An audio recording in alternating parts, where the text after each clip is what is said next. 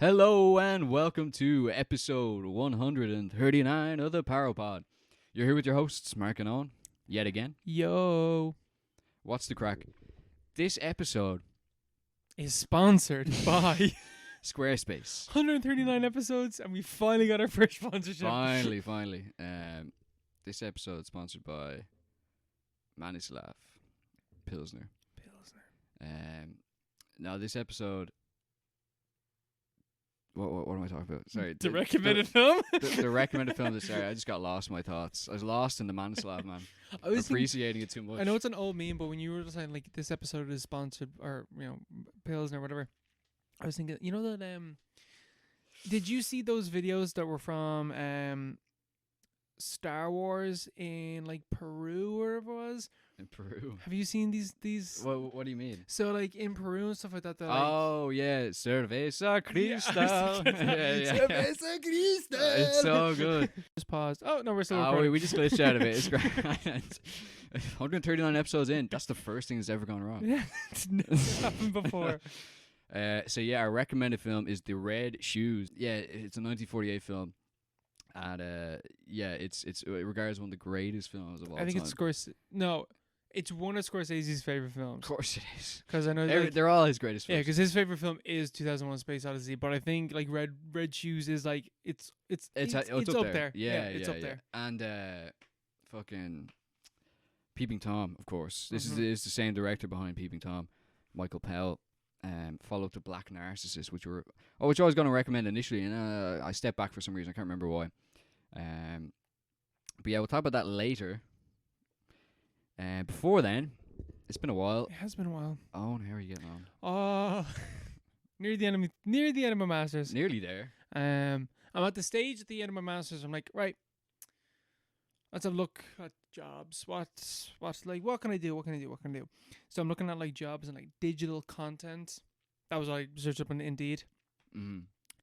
One of these jobs, right, came up and it said like, 32 to 36K a year. And I was like, sorry. Yeah, pretty good. And I was like, okay, right. I can't remember what it was, but it was something along the lines of like digital content. And went into it, and I went down to like read, what the role is and all this stuff. I was like, hey, this sounds all pretty good. Got to the bottom. Requirements. 8 years experience. 8 years for 32 to 36. You must be having a fucking laugh, bro. 8 years. 8 years. So like in my head, I was like, 32 to 36 is like, slightly above like entry level. I would argue like entry level is like 28 to like 32. So this is, the next step of that. 8 fucking years. Bro, I want to be running a place if I was working there for 8 years. 8 years, yeah.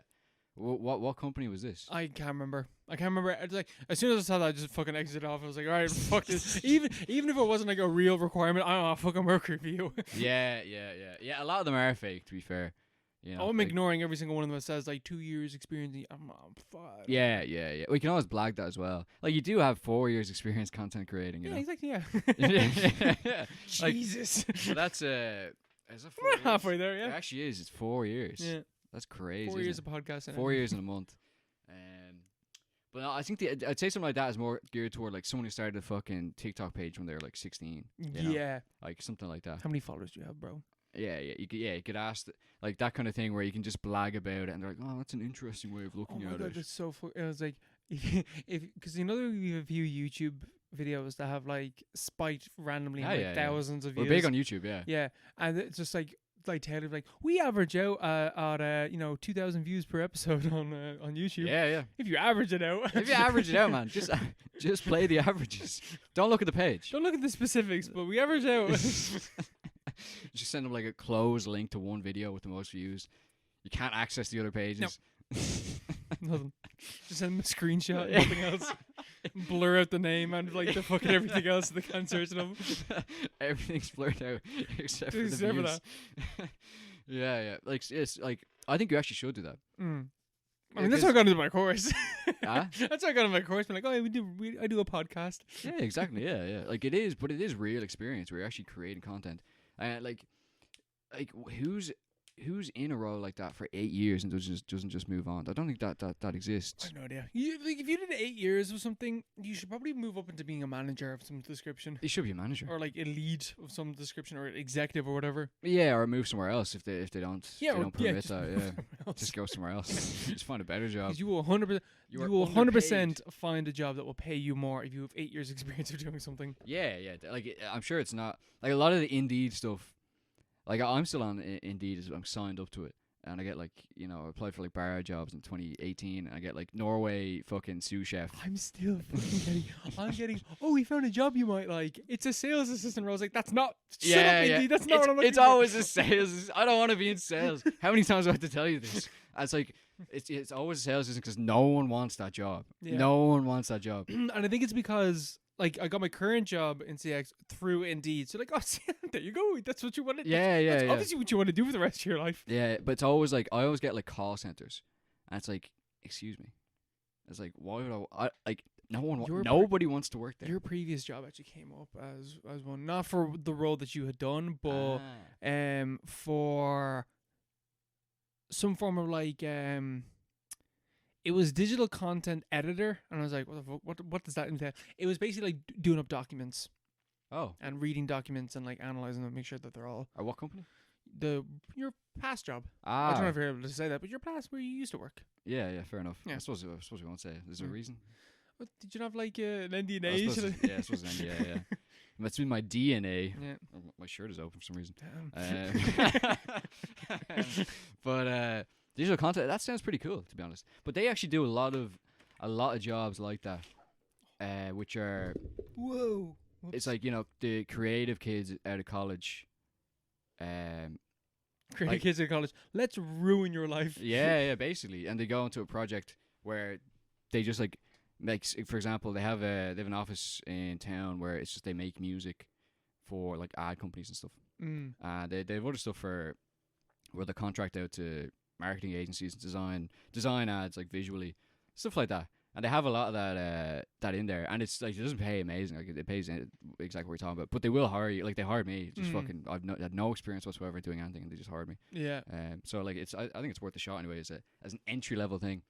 Yeah, that's the issue is that like I don't have like I kind of have the kind of bullshit with my past job, the one before them, of course. Why? Be like just to be like I did this stuff. Yeah. I have experience with all these different. I've exactly, like, 3 years of doing this. Whatever. You blag, yeah, completely make it up. Because that's what basically like that's kind of the reason how I got my current job. It was just like they're like, oh, let me tell you, attention to details for that. Off the wazoo, bro. I need to stop paying attention to details so much. That's all I did. That's my biggest fault. Was attend details. That's all I did. I was the detail attender in my previous position.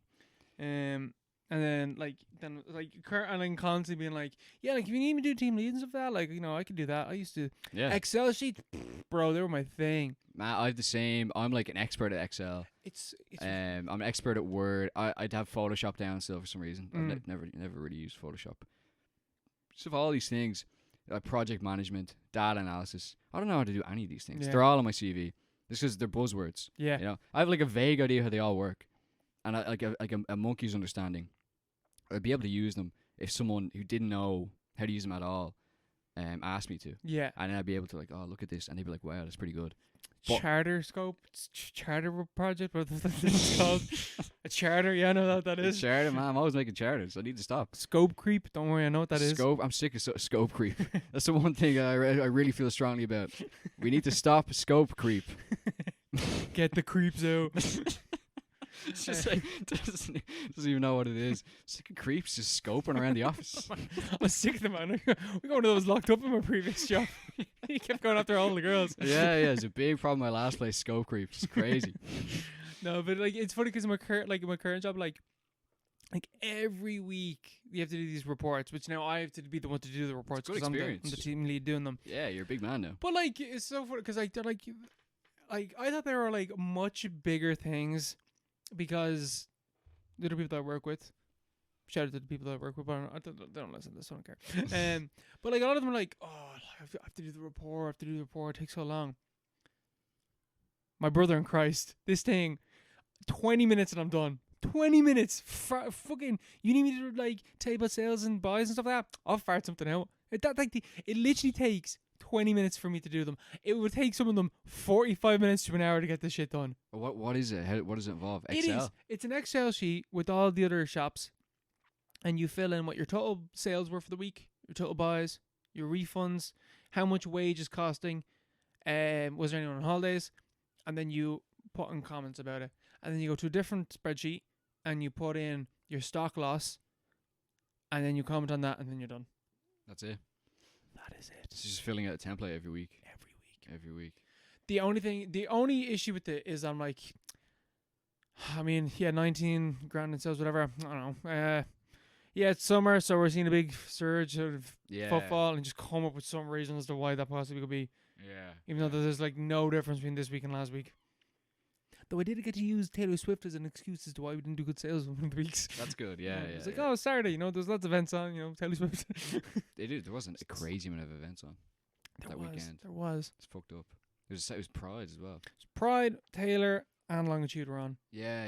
There's like all these random gigs in Marley Park and like Ivy Gardens and stuff. And Malahide Park also had gigs going on and stuff like that. Yeah. I don't even know. I also think it was lashing that day as well. So it was. Bad It weather. was a horrible day. Yeah. It was shite out. But yeah, we used to have the same thing in my job where it was just like before I got promoted and people would be complaining about like like I do so much around here and it's like, and I was like yeah, because I could see them working really hard, and then you have to do it yourself. It's like, this is actually really easy, but it's like it's the thinking about it all the time. You get really in your head about it, then you're just like it's gonna really stress you out. But in reality, it's actually not that hard at all. It's actually really basic. We used to have to do the same thing. We'd have to justify, we were like down X% this week. Why was that? And you just be like, someone got COVID and it killed morale in the office, or there was a bug in the system and we weren't able to process enough content.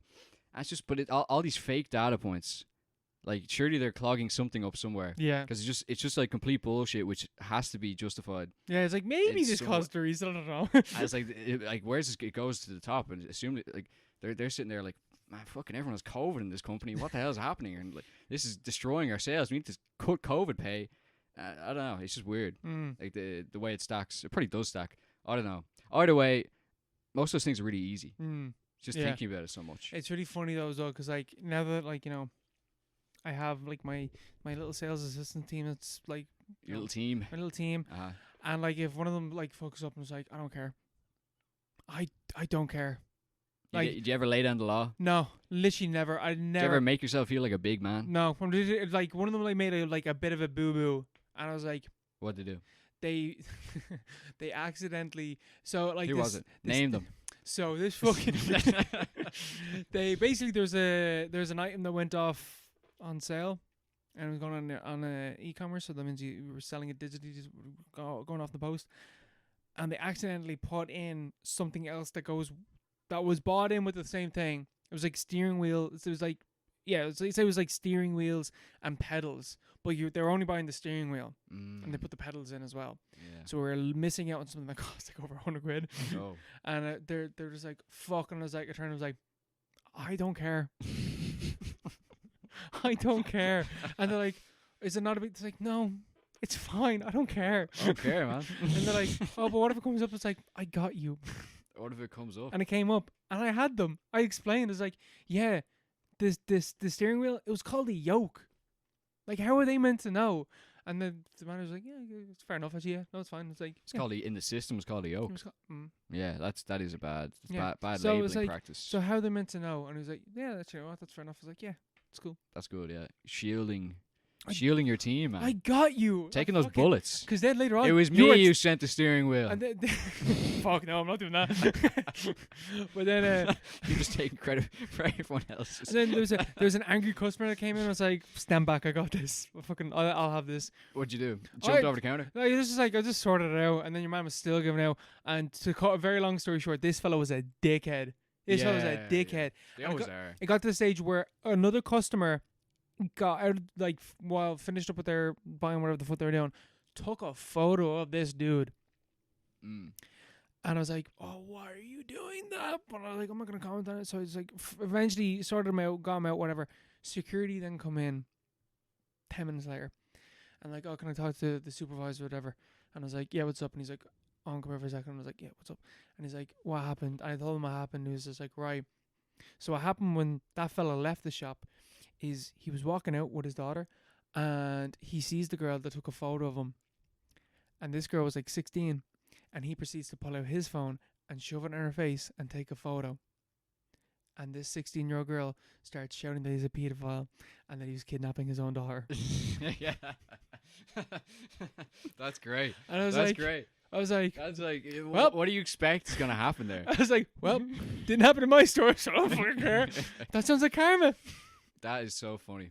Well, what happened to him, though? Apparently people started running out of guns, shouting. And security had to get involved and clear it all up and then just sent him on his way. But he got held up for like 15 minutes while being accused of being a pedo. Oh, in front of your daughter. Like, that's so sad. After the daughter was in the store and she was asking him, please stop with how he was like engaging with me. Well, how old is she? She was like 12. Jesus. And she was like, Dad, please. And I was like, dude, I'm trying to here work with you. Please, like, you know, let's make this as painful, as painless as possible. And then you can leave and absolutely make an absolute fucking show of yourself. Yeah. And like I was waiting because in my head I was like, oh, we're probably gonna hear about that. I like, and then like the sales assistant was also involved and it was like, oh, are we gonna hear about that? And I was like, I think that guy's got bigger problems now. I think he's gonna let this thing go over what happened in this store. I don't think he cares anymore because he got accused of being a pedophile outside the fucking shop. That really like overshadows whatever happened in the shop. You know, but what do you expect is going to happen? What are you doing? What are you doing shoving a phone in someone's face? What are you doing? What did you think was going to happen? It's so obvious as well. It's 2024. You're with your kid. These Gen Zs don't give a fuck. They're going to call you a pedo, man. You're a pedo. They don't care. That is funny though. That's funny. That is karma. That's good to see. I'm telling you. That'll make your day. Oh man, I heard that and it's like, well, the anger that I felt over that dude, it's gone. I wish I handled it in different ways. I probably should have called security on you beforehand because you're acting like a dickhead. And I could have been like, you're being refused service now because you're annoying me. But it all worked out in the end. Can you use call security? Oh, yeah. Bouncers. Oh, yeah. What do they do? They just come in, they pull them out. Have you done it before? I haven't had to do it yet. No. I was there for one case where I had to do because this woman, we were closed and she would not leave. Yeah. It was over. She wanted a refund for a watch that was working completely fine because we do warranty tests on them to make sure, like, if you buy something from CX and something's wrong with it, you have to bring it back into them and be like, this isn't working. And then they book it in for a warranty test. And if they can verify the fault, there's your refund. And you also get a 10%.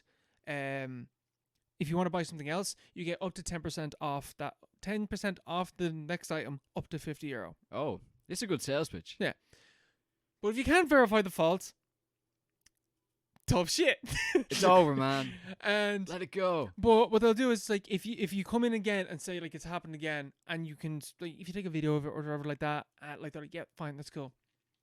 But this woman did not want that because for some reason she bought an €800 fucking Apple Watch from CX and said it didn't work.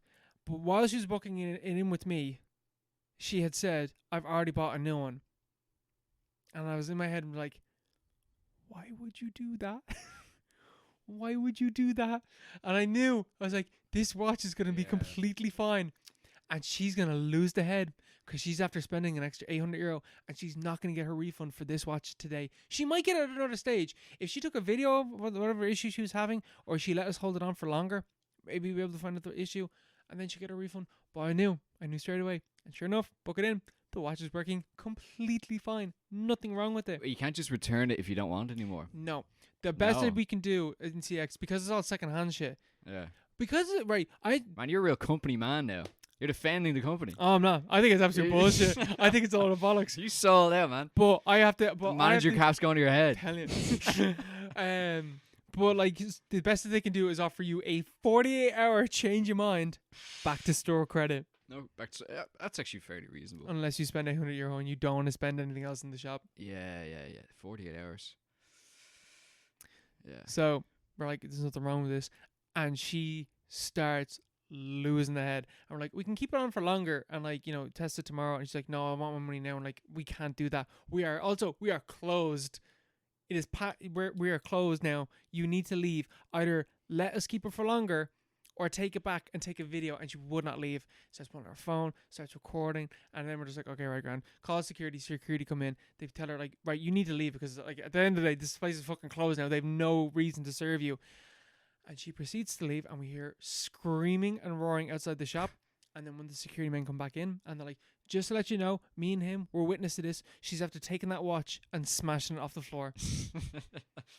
And we're just like, well, no, we literally can't do anything. Yeah, because the warranty doesn't cover accidental damage, so we can't do anything with that. Yeah, accidental. So you may have been. There was a way. And did she like, throw it on the floor? She took it stamped and it. Smashed it off the ground. Okay, yeah, that's not good. Yeah, you're not gonna get your money back. No, 800 quid. 800 quid down the drain. Jesus. And you know the thing as well, if you can't get your refund or whatever off CEX, if you contact customer service, 9 times out of 10 they'll just issue the refund. Yeah, usually those companies are like that. They'll just do it. They'll just like, okay, right, yeah, fine, here you go. Yeah. If you explain your case, whatever, they'll just give you the refund. And we told her like, we can't do anything here, but if you contact customer service, they're more than likely going to give you a refund. Yeah. You gave her an out. Yeah. She refused. Refused about.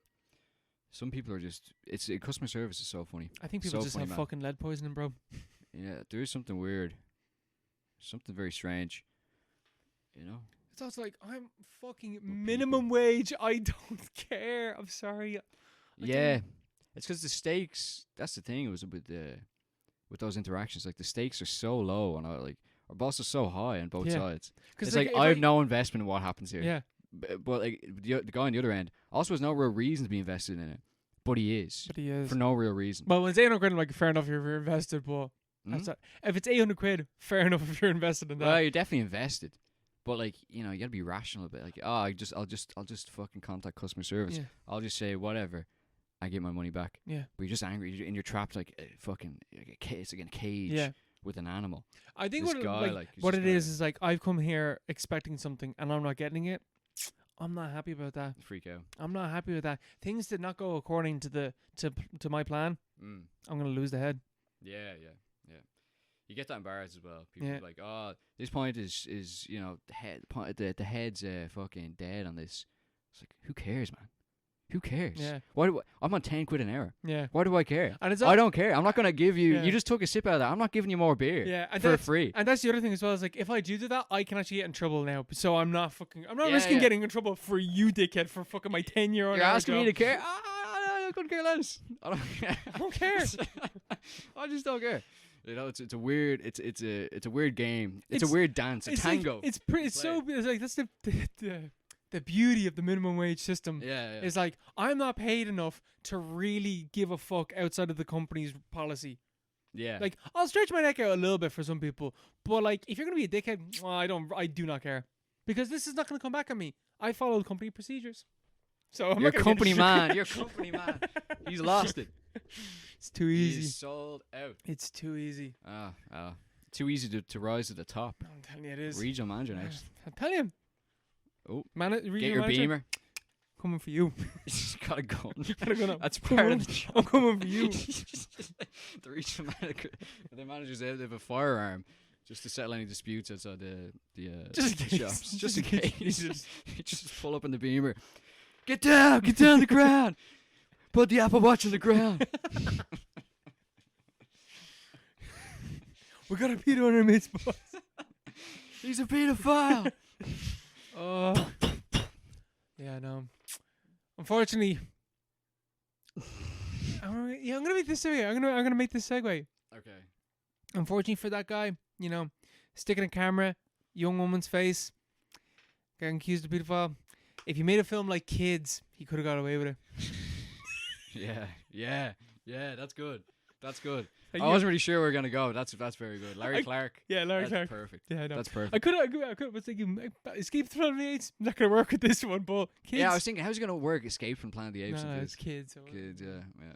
That's good. Yeah, Larry Clark. Oh, yeah. Ooh, Larry Clark. Allegedly. Yeah. Maybe. Is he even alive anymore? I don't know. I know he is. Yeah. He is. Yeah. Yeah, I was doing a little search on him because I was like, I wonder why he doesn't get any work anymore. I was sitting there watching kids. I was like, man, there's something. I don't know.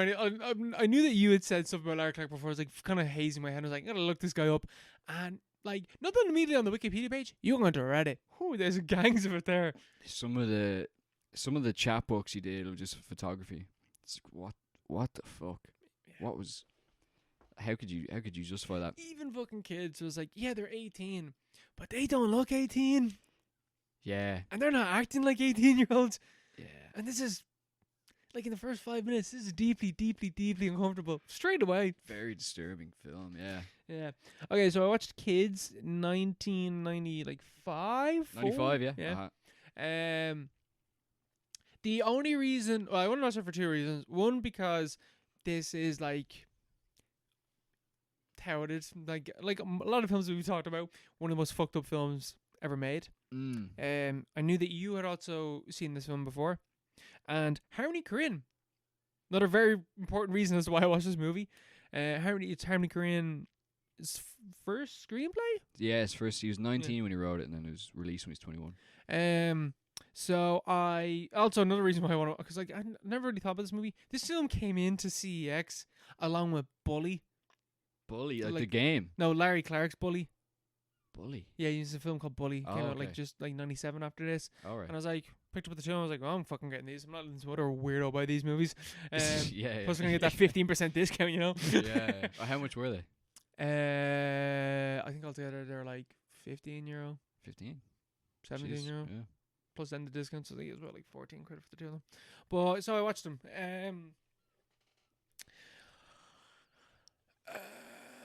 Okay, so Kids is about before we get into this, like content warnings for like everything. Yeah. Everything to do with this movie.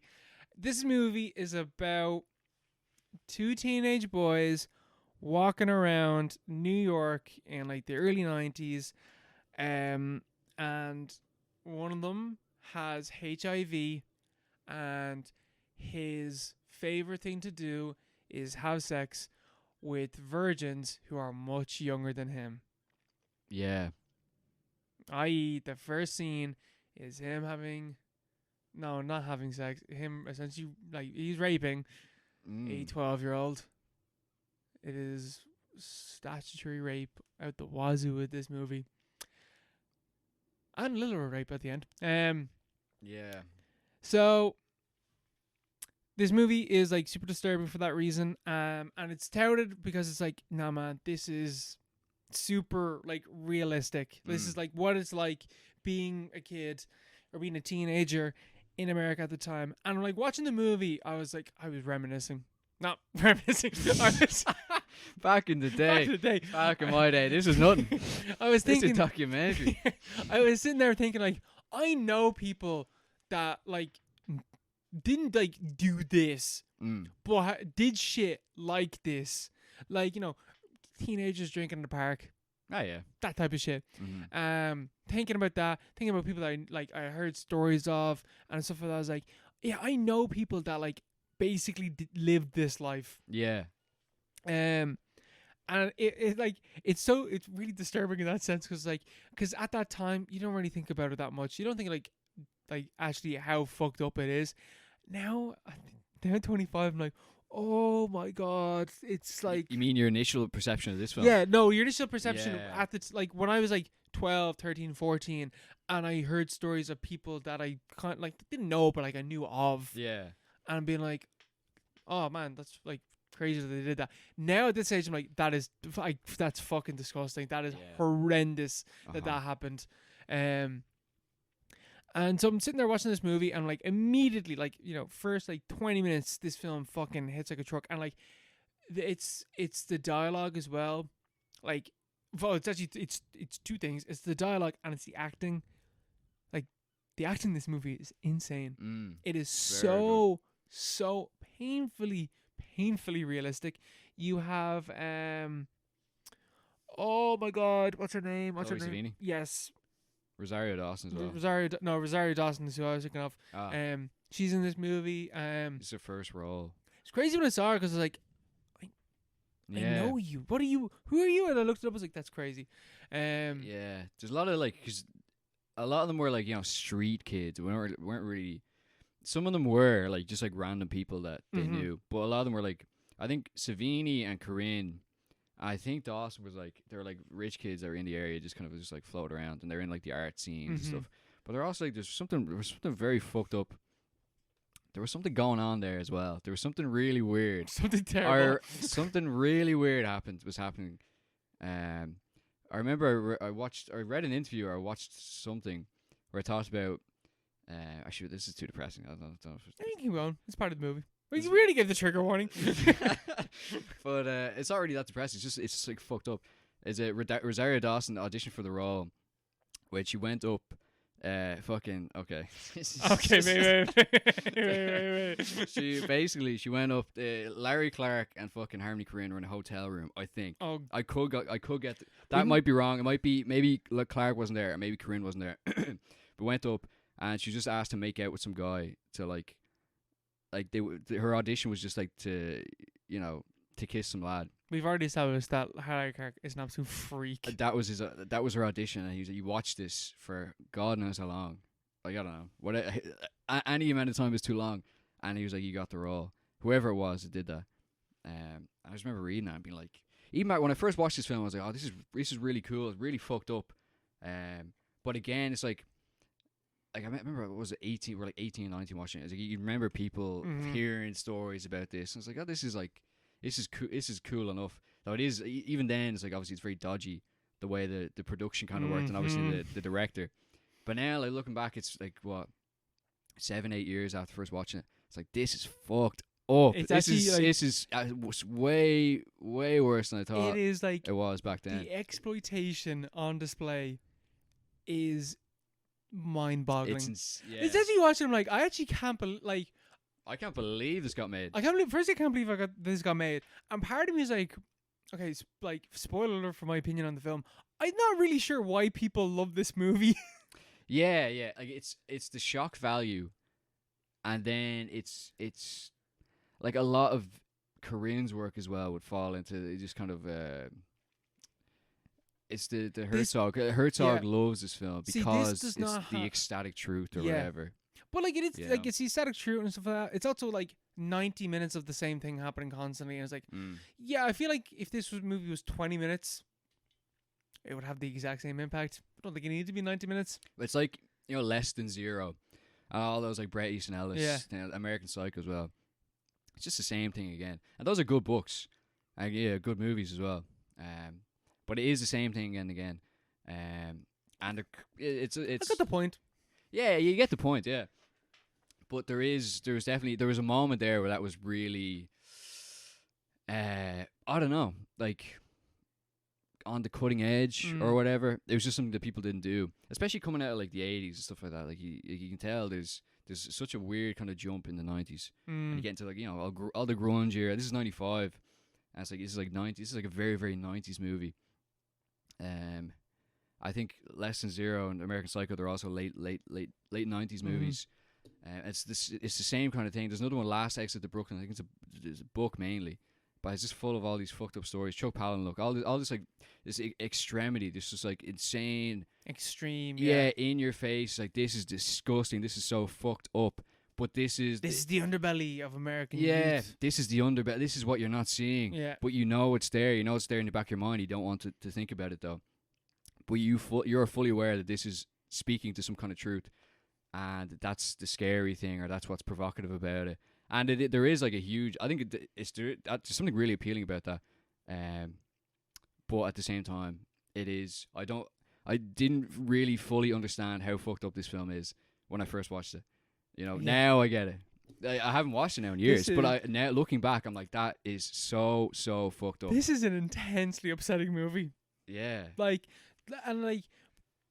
Because before watching it, like, I knew it was fucked up, but I was like, Harmony Korine, like, I'm sure there's like that, like, that thing that we love with Harmony Korine, which is like, here is like these like fucked up people, but here's the moments of beauty within them. Mm-hmm. You haven't Gummo, you haven't Julian Donkey Boy, you don't get in Trash Humpers, but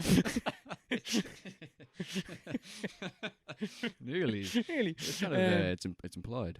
But like that earlier Corinne stuff where like you have those moments, like it's the boy in Gummo going to the girl with Down syndrome. It's the Julian Donkey boy, like just like a lot of that movie, but like just specifically that moment that Robin was talking about, where like she's dancing in the cornfield and it's like haze and it's all blurring together and stuff like that. There is not the slightest inch of a moment of that in this movie. It is constant depravity all the way through. No let up. Not one scene is pleasant in the slightest. The closest moment is when they're, I don't even want to say no, it's not even close. There actually isn't a moment. It's not even close. No, because thinking about it, I was thinking of the swimming scene. It was like, it's kind of like, like they're hanging out and stuff like that. And I was like, no, that instantly turns sexual. They immediately, then I just remember, no, they instantly start like the two girls making like, oh, do it again, and they're like, the guy's like swinging his dick around. I forgot about that. It's like I just pictured like, oh yeah, they're swimming. There must have been something nice there. Nope, my brain just scanned through that scene. There's nothing there either. There's not anything in this movie. And so like the plot is literally like these two dudes, like it's just a day in the life of these guys and the fucked up shit that they get into. They basically beat a guy to death. They drink, they do drugs, they have parties. There's plenty of weird sex shit. And there's like the foulest language that you've ever heard in a film. And like, yeah, it's all like, yeah, I'm sure it was like that in the 90s. But like, I'm sitting there watching it, 20 minutes in, it's like, yeah, this movie is really having an effect on me. And then the next 70 minutes is actually just boredom, because it's not like developing or like expanding or like investigating anything. It's just the same thing for 90 minutes. And at the end I was like, that was like really deeply disturbing and really fucked up, and like I got what you were putting down, but I actually find it like boring, because it's like I didn't.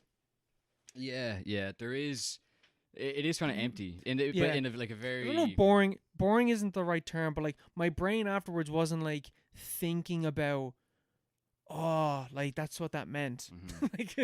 Yeah, because the statement is kind of what it's saying. It's saying the subtext is like directly like the movie's called Kids. Like, it's called Kids. Yeah, it's about these fucked up kids and these fucked up things. Social commentary of like nihilism in the 90s, and the kids have gone wrong. The kids are all bad. The kids aren't all right. They're not all right. That's literally, I think that's the tagline, is it? I think it is. I think it is. Yeah, it's just weird because Corinne wrote this. I think he claims he wrote it in a week. When he got commissioned, I think, off Larry Clark, which is also quite suspicious that he just approached this random kid in a park in Washington Square Park. That's don't know anything about Larry Clark, but that dude's a fucking weirdo. That's where they all used to hang out. And from what I was like, oh, maybe I'll watch Bully. I probably, like, at some stage I will watch Bully. Mm-hmm. Bully's apparently the same shit again. Is it? Yeah, but this time it has an actual plot. Okay. But Bully has the same stuff. It's teenagers, and this camera is ogling. Yeah. How is he still alive? Like, he's the fucking Epstein of like indie movies. Sound. Yeah, he's 81 years old. That's insane. Ken Park. I remember Aaron recommended Ken Park. Said it was really good. Back when we all used to love this movie. Ken Park apparently also has other shit in it as well. I'm sure it does, yeah. But like I can recognize the aesthetic kind of appeal and the historical appeal, like as an artifact. Yeah. And like Herzog's, they give a generous, maybe reading of his appreciation of the film. It's like this ecstatic truth. You watch this film and you didn't think, oh, I want to work with Larry Clark. Yeah. That guy's a pedo. I'm going to work with the guy who wrote it. Yeah. Because, just like, whatever. It's true. He didn't make Julian Donkey Boy with Larry Clark. No, yeah. He literally, he helped Gummo get made. So he literally completely bypassed Clark and went straight to the writer. This dude's a fucking weirdo. Even I think he is strange. There's a white elephant here, and I need to ignore it. But I must ignore it. But he literally completely bypassed Clark. I got the writer his first ever movie, and then made another movie with him a few years later. And I don't think that's a coincidence, because as an artifact of that whatever period it came out of, like the 90s, like it is definitely very important. On the skate culture, there's like huge, yeah, like the whole fucking fashion of the whole entire film. It's like, massive, yeah, and just like the vibe and like the sense of I don't know, it's like a kind of a hopelessness, but also it's like a hopelessness which is, it's that hopelessness which is like, whatever, we can do whatever we want, that kind of thing, the nihilism.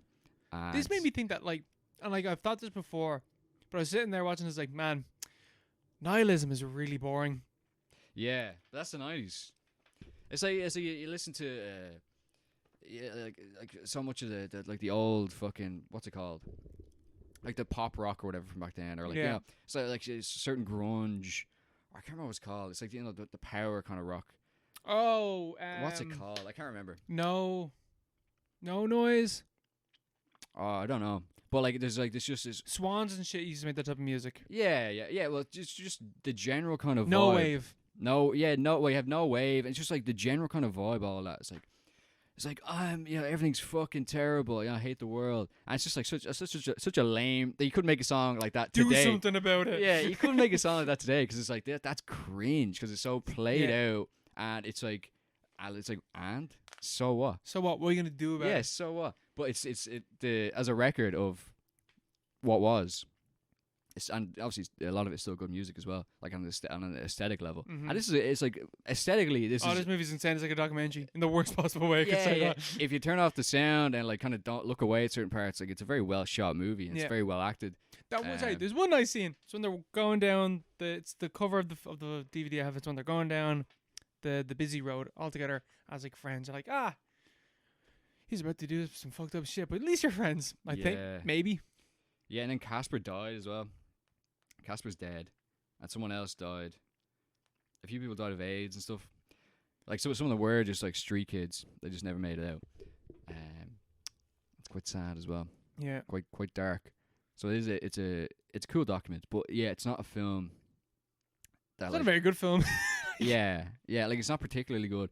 The best thing about it is the fact that it got Corinne a few more movies. Yeah, basically, it got Gummo happening. Gummo is what kids kind of wanted to be, or not, maybe not wanted to. Should have been what some people thought kids should be or was or whatever. Actually, no, I didn't want to say that because for kids to be like Gummo, I don't think I want to feel for the main character Sketch, whatever the fuck his name is.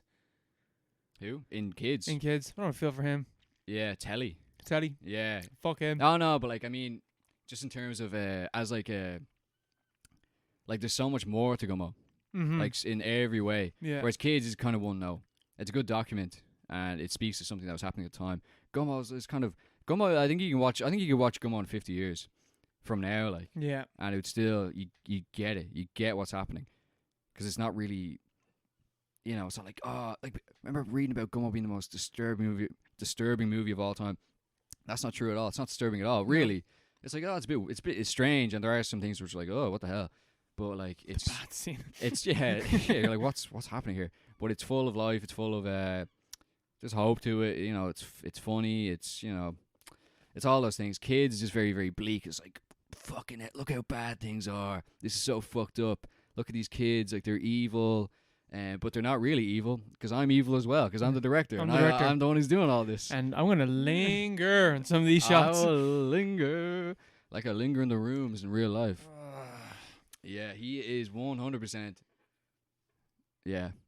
Especially around that. Like, that was Epstein fucking territory back then as well. He literally lived around the corner. Like, I was watching this movie, I was like, Larry Clark may have never, like, put his hands on anyone. Maybe. But this film is enough to fucking put him in jail. Yeah. Honestly, he should be charged. Obscenity trial, whatever, bring it back. He should have been charged for this film, something like that. You can't do that. No. Like, it's not good enough. Well, it couldn't be good enough to really justify what must have gone into making it. Yeah. There's nothing can justify that. No. Whatever happened, I don't know what happened, but whatever happened, it's unjustifiable, and he has to pay. This man has to pay. The fact he's alive is insane. Oh. That's so fucked up. Yeah, no. Yeah, so I don't really recommend Kids. I didn't really like it that much. 2 Anyway. stars. 2 stars in Letterboxd. Yeah. Well, I'll talk about Stop Motion. Yeah, what is Stop Motion? I've never heard of it. Stop Motion is a new film. It's a 2024 movie. Okay. It's IFC produced it. It's that like independent fucking production company. And let me just. Is this movie in stop motion? Partly. So it's part stop motion, it's part stop motion, mainly live actions. It's set in the real world, and it's about a stop motion artist who wants to make her movie. And the main girl is actually Irish. Her name is Aisling Frankish. It's like Aisling French. Her name is Irish. I believe Frankishi. And she's the main girl. Her name is Ella, and she is kind of in the shadow of her ma, who is a stop motion artist, and she wants to complete this movie. And she is getting old. She's got arthritis. She ends up having a stroke. She's like incapacitated. So Ella takes up the mantle and like gets like just throws herself into this artistic process, which maybe she didn't choose for herself, but which she has to commit to because of all this. Kind of the relationship between her and her mom is very poor, and it's kind of this implication of psychological abuse or physical abuse, something like that. There's some trauma there anyway, and so she's kind of held down by this fear, nearly, of her parent into doing this thing that she isn't necessarily too kind of. It's not the path she would usually take, but it's the one that she has to go now, and she needs to throw herself completely into it. And so the film is basically about that, making this film and getting way, way too into it. It's kind of like it's similar. Actually, thematically, Red Shoes is like kind of similar in terms of just getting lost in the art, and the creativity is a destructive force. Because she's making the movie, and it's kind of confusing the way that the film plays out. It's kind of abstract, the narrative, the sequence of events, what's real, what's not, as things progress. Like she's living with her boyfriend, and at the same time she's making this movie, and the story is like influenced by this little girl who's just like showing up and like following her around, who's kind of dictating the story to her, like influencing something that would have been her mom's idea, talking about how you need to put this character in, and it's not enough that he has to be playmate or playmation. It has to be made of clay. Like it should be made of like dead, rotting flesh, or like rotting steak, spoiled steak, to make it more realistic, to make it more kind of impactful. And she starts talking about this character, the Ash Man, who is like, this weird kind of ethereal villain in the story, within the story, and then as time goes on within the movie itself, because you're not sure what's exactly real. I think you should give it a go, because I'm not going to really go into. Yeah, because it's a brand new film. It's like literally came out this year. I was looking at Twitter, and there was some thread about like, oh, look at all these great movies that come out this year, horror movies. And like usually like you see stuff like that, it's like some bullshit, like some Marvel movie. It's like, what the fuck is this? There's a lot of good horror movies this year. There is. I was looking through it, and I was like, wow, like I'm gonna go see Longlegs on Friday. On Friday, what time? Where? Cineworld. I'm going to Lighthouse. You're going to Lighthouse? At 6. At 6, okay. I'm going to like at 7. So if here's a hint. We're going to be talking about Longlegs soon. Yeah. I'm buzzing for that movie. I'm really excited for that, yeah. There's Longlegs, there's... In a Violent Nature, which is actually going to be out in Irish cinemas soon. Is it? We should go see that. Yeah, Lighthouse is going to be showing that. Yeah, it's on they're all on my dodgy box. Yeah. Like, they're all out, because they're all out in the States already, but I won't watch it, because I don't think I should watch that. I think that's a cinema movie. Yeah, it feels like a cinema movie. There's certain moments that I've seen people react to in a Violent Nature that I think you might need moral support. But you want to hear the audience reaction to it. Yeah, okay. I don't know anything about the movie except the basic premise. But yeah, I'd like to watch it. I know that there is a scene that people have described as the most violent scene put to the screen since Terrifier 2. Jesus, that doesn't sound like my kind of movie. But it's also meant to be mad boring and slow, so maybe it is. Yeah. We should go see that, man. We should, yeah. Because I'm not going to be able to get anyone else to go see it with me, so you're the only other person. Oh, man, brother. A violent and slow movie, that's my fucking shit. Yeah. The most violent movie of all time, and it's really boring and slow. Do you want to go see it with me? Perfect. No. No one's going to go see it with me. Just me and Owen will make it work. But there's that. There's stop motion was mentioned. Stop motion, I feel, would also be better in cinemas. Like, I watched it in like a bigger screen in my mom's house, but I feel like the immersion would probably be better.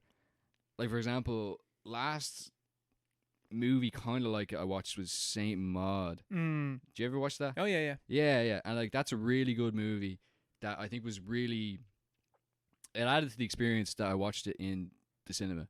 Or if I'd watched it on fucking the dodgy box or like on my own TV, which is shit, or even on like a bigger screen. I think I watched that movie on Mubi. Yeah, it's on Mubi now. Yeah, or it was anyway. But I think stop motion would be the same thing where it would benefit from you seeing it in a bigger screen or in a more engrossing environment. There was another film, Blackout. It was about, I think it's Blackout. It's about a werewolf. Looks pretty good. I might watch that in Dodgy Box. And there's a few others which I want to have a look at. But there's loads out. And stop motion was mentioned, so I was like, I'll stick that on. And it's abstract and it's really well reviewed. But it's that kind of movie that it does. You are kind of chasing it for a long time. Yeah. You are kind of wondering what's happening. happening. Yeah, it is kind of confusing. But it is good, and it escalates in a really weird way. Yeah. The way it experiments, like mixing media with stop motion, obviously, and the live action, and it mixes them all throughout in a formal sense. But then at the end, it's mixing them in a very like literal sense, and they kind of things start to melt together nearly, and it goes from being a psychological horror film to not a slasher movie, but it's really intense. Like it's gory, it's very gory in a way that I wouldn't have expected a picture with stop motion animation to be. Yeah. It's really interesting, quite disturbing at the end in terms of what they do with it and the kind of, I don't know, like the implication of things that are happening. You're reminding me of that film that we talked about ages ago, The Wolf House? Is that what the movie's called? Is that the one with from Chile? Yeah, the one about Pinochet. Yeah. That was disturbing, but like not like it was disturbing what you're watching, but it's more so like the implication of what you're watching. Yeah. It's very like the end is very upfront. Like it's very much like this is a horror movie. Like this is like full on. Yeah, that's what I liked about Saint Maud. Was like, what the fuck's going on? And the end, the literal last shot of the film, like, okay, yeah. Like that's the thing. I think it would pay off even better in cinemas. I don't know if it's going to come out here, but your one's really good in it. I didn't know she was Irish as well. It's just like she has a British accent in it. But like, yeah, it's worth a watch. I don't really want to spoil it too much because it's you can kind of tell. You probably guess where it goes, and the interactions, and it's this horrible thing taking over her life, and her throwing herself into it, and becoming this thing that can be being shaped by the shaping media itself. Like the puppets and the figures are shaping her. It's well done, and it's like a solid horror movie. Yeah, it's another one. It is a really good year for those kind of movies. And you have Nosferatu as well as the other one that's coming out. Did you see the trailer for that? Oh yeah, it looks really good. I can't wait for that. I actually watched The Witch as well. Rewatched it. Yeah, Witch is great. Such a good movie, man. Such a good movie. Amazing film. I watched that in 2015 when it came out, and I didn't watch it again for years after. I remember we talked about this before. I didn't realize The Witch was real. Yeah. Oh, it's in the first half an hour. Yeah, it's like she's in it. She's just like very obviously in like 3 or 4 scenes. Like how did I must have watched it on like an old like laptop or something. Like I definitely torrented it. I just watched it on this like shit screen. I didn't see because it is a dark movie. Mm-hmm. Like all his movies are really dark. Sorry, 1 sec. Phone's ringing. Oop, don't need that.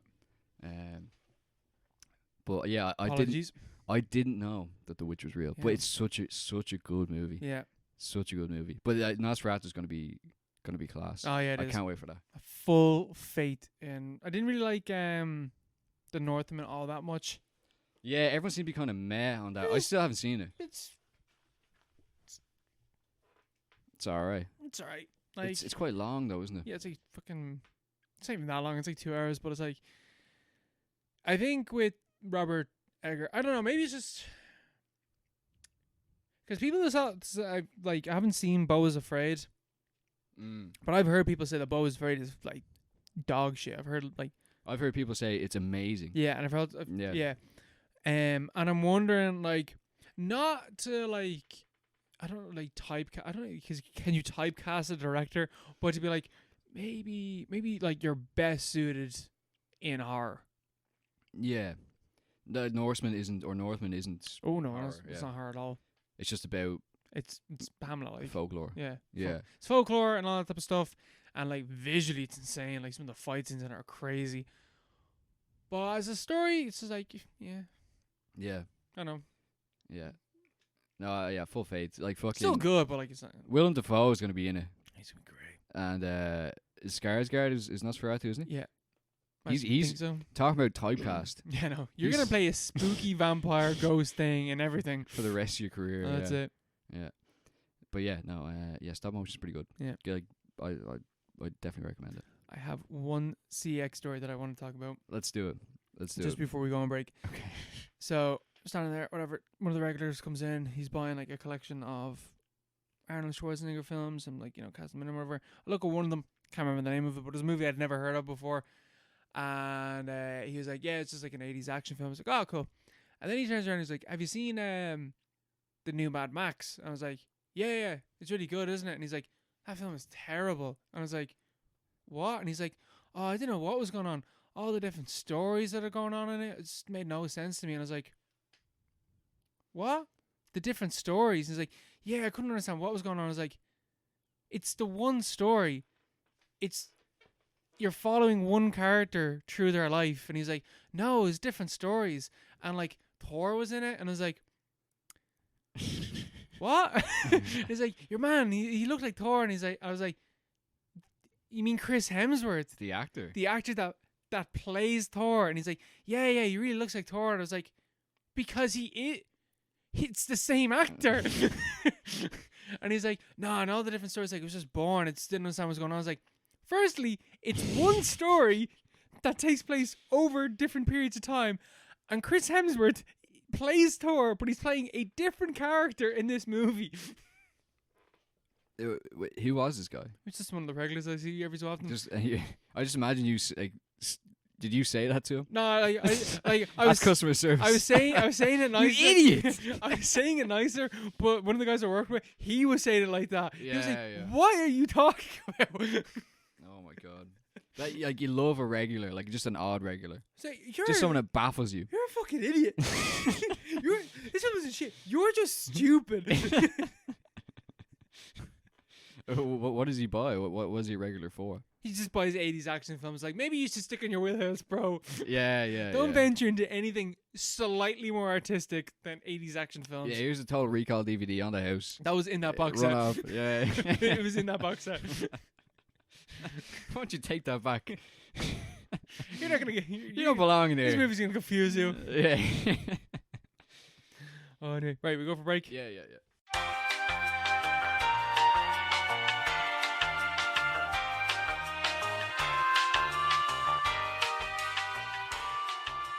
Okay, before we get on to our recommended film, we're going through a franchise, Mark. We're here talking about a bunch of fucking damn dirty apes running around the place.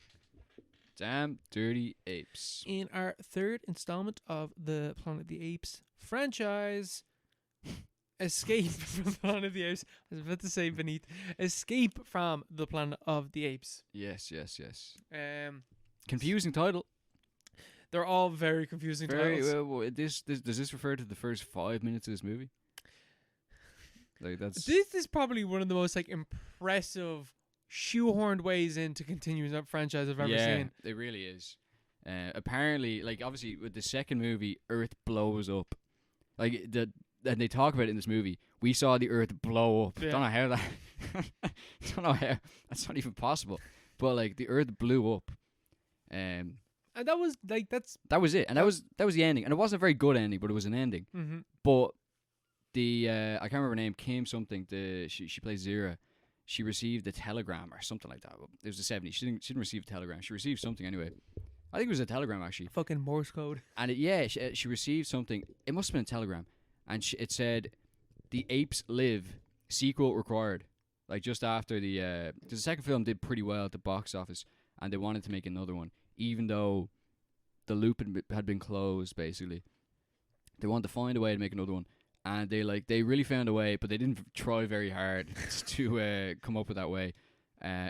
Something happened in the second film that you did not see, but it happened. Yeah, they kept talking about it, and I was like, "What are they talking about?" Like they got into so Zira and Cornelius. And some other guy who isn't in any of the other films. Milo? Dr. Milo.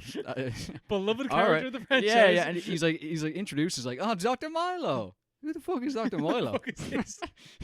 And they're like, yeah, so they got into a spaceship just as the nuke's about to go off. Milo was able to fix one of the spaceships, something that the apes had never seen in either of the two films. But he was so brilliant. He was so brilliant. They were able to, firstly, they were able to find it, and secondly, he was able to fix it. Yeah, he was able to locate it, and he was able to fix this alien technology to the extent that these three apes were able to jump in it.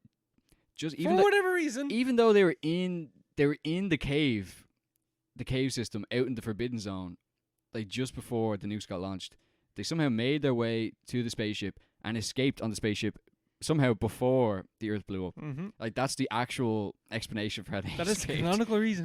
They got into a spaceship and flew away, and then somehow also completely like it's mentioned in the films like this doesn't make any sense. They fell into a time loop.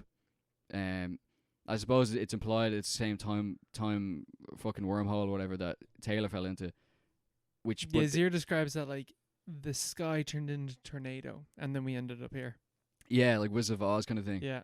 And but this one took them backwards in time, and it brought them exactly back to the point. Well, it kind of makes sense. It's a wormhole, yeah. Like 2 years after Taylor. I think it's like they see 2 years after Taylor had left. Because it takes place in 1973, which is when this film came out, and the first one was 1968 or I don't know, something like that. Anyway, the first one's pretty set like slightly in the future, but that's the explanation that you're offered. That's the escape from the Planet of the Apes, and that's in the first 5 minutes of the movie, and the rest of the movie is got nothing to do with the Planet of the Apes. Nothing As to in do- the planet itself. the planet is Earth, I guess. It is the planet of the humans, Mm-hmm. and it's the apes. They crash land on Earth. You know, it's a rerun, but in reverse, where the humans are like, "What the hell is this? It must be Taylor." No, it's all the apes, and they're like wearing suits and stuff, and they're like, "What the hell is going on here?" And it's like the same kind of. It's a rerun of the first one, but everything's reversed. But it's like, what an interesting rerun to do. Like I thought, like I was sitting there and I was like, "This is the same thing again," but it's different because the humans are more advanced than the apes were, and they're immediately like, "Oh, right," and they like when the apes talk, they're just like, "Well, yous are not fucking chimpanzees that we have. Like you must be fucking something." Yeah. They're way more advanced. But it's like ironically the reason why the apes were so like primitive in the first one is because of budget constraints and they couldn't get these huge sets. And it's the same reason in this one why. Well, it's not like this entire movie basically takes place in boardrooms and like courts and like cages and stuff. Cages and like just buildings. Yeah, just like it's all Except interiors. that one scene where they're out in the streets. Yeah, they go walking for a bit. Really fucking weird to watch. Yeah. But it's weird in a cool way, like a really it's such a 70s movie. kind of. Yeah, it's so 70s. Like these apes walking around, and Cornelius has a suit on, and he goes to a boxing match, and they're like, "What do you think of it?" He's like, "Beastly." And they're like, "Oh." Zira goes to like a feminist meeting, and she's like, "We need women need more rights. They must allow us to use our brains." 2 people wake up in the morning, and only one of them makes the bed. Yeah, it's like, what does this have to do with the rest of the movie? Well, of course, there is that element of that undercurrent of social commentary, but they're also like violently racist against gorillas and orangutans throughout this entire movie, which I didn't notice to the same extent. Obviously, they're anti-gorilla in the last movie. Oh, they're super anti-orangutan too. And this one is like chimpanzees are intrinsically Violent. pacifist. Oh, sorry, chimpanzees are in. Yeah, whereas gorillas are they're vicious animals. They're they're warlike. violent. So they just be racism. But whatever. And yeah, it's so weird for a Planet of the Apes movie that it's like it's nearly like a fucking courtroom drama. That it's just like it's like a legal kind of like pulling the thread of, you know, they've broken a law that hasn't they've committed crimes that haven't taken place yet, and crimes that don't necessarily apply to non-humans. It's like that's an interesting idea. Yeah, you know, there's like, because like the first like 45 minutes of this movie, it's like a wacky fun time. Like it's like, I don't know what the fucking plot of this movie is, but like this is fun, this is enjoyable, and the next 45 minutes is, look how horrible humans are. Yeah. And predictably. I think it's interesting that, like, you know, 3 movies out into this franchise, this entire franchise, like so far, has literally been like, humans are horrendous and look at what we do. Yeah, and we're evil. And look at what we will cause, and like look at, like, you know, nuclear war, look at all that type of stuff, look at the horrible things you do, look at us trying to kill babies before they're born, all this type of stuff. It's like, I take back that last one. What? Because I know, as soon as I said that, I was like, that's kind of a pro-life message, but we're gonna keep moving. Well, it's against her wishes. It's against her wishes. It is against her wishes. Well, it's also like she's like about to give birth or whatever, and she's like, she's well into that. Tried to she's right in there somehow. I don't know the gestation periods for fucking chimpanzees, but yeah, this whole movie is like, humans are horrendous, and they even have like, so one of the doctors, Dr. Zaius. No, Dr. Hilgel. Dr. Dixon. Halberg or something like that. Hasline. Hasline. The evil guy. Yeah. Hasline. Because again, we're 45 minutes into this movie. I'm like, who's the villain? And then he gets her drunk, and she starts talking. I'm like, oh, okay, here's our villain. Because initially I thought you were kind of a good guy, but you have to change it on me. And his whole thing is like, these apes are from the future, so therefore, if we kill them now, we can stop the future. Yeah. We can prevent this Planet of the Apes emerging up. And part of that is to, like, slightly retcon the other 2 movies, because the chimpanzees, because they ask Gazira and Cornelius, being like, you know, how did the Planet of the Apes come about? And they go on to detail the full history and explain exactly what happened. But from the first 2 movies,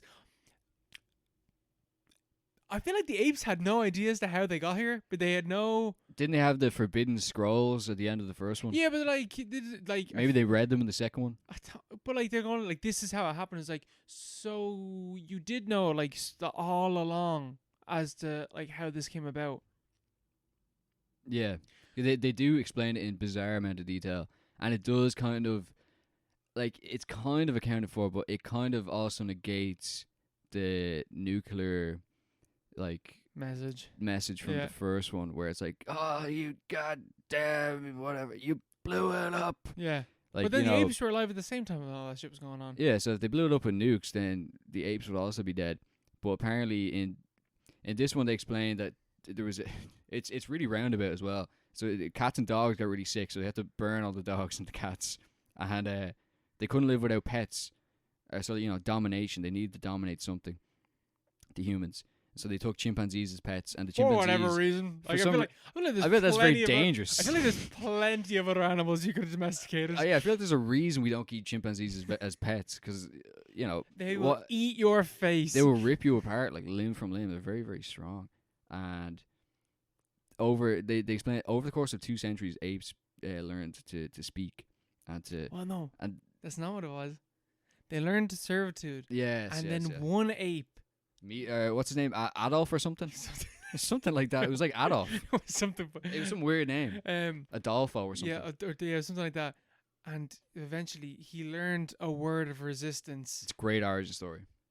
No.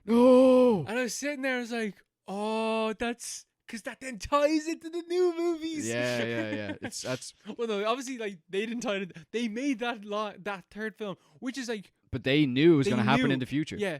They knew, because they're like the apes. Yeah, They're warning. It's a message.